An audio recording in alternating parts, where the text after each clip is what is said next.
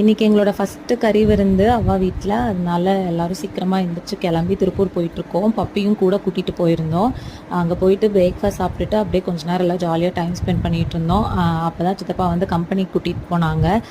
என் ஆளுக்கு வந்து இந்த கம்பெனியெல்லாம் டோட்டலி புதுசு, அவங்க அதை பார்த்ததே இல்லை. அதனால் அதை காட்டுறதுக்காக கூட்டிகிட்டு போயிருந்தோம். அப்படியே நாங்களும் கூட சேர்ந்து போயிட்டு அங்கே இருக்கிறது எல்லாத்தையும் சுற்றி பார்த்துட்டு ஜாலியாக ஃபன் பண்ணிவிட்டு இவங்க 3 பேரும் பயங்கரமாக ஃபன் பண்ணிகிட்டு இருந்தாங்க.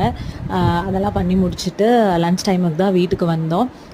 என்னெல்லாம் லன்ச் மெனோன்னு பார்த்திங்கன்னா சிக்கன் பிரியாணி, அதுக்கப்புறம் சிக்கன் 65, ரைத்தா, அப்புறம் ஸ்வீட்டு, ஒயிட் ரைஸ், ரசம், கர்டு, அப்புறம் ஆம்லேட்டு, இதெல்லாம் தான் லஞ்சுக்கு செஞ்சுருந்தாங்க.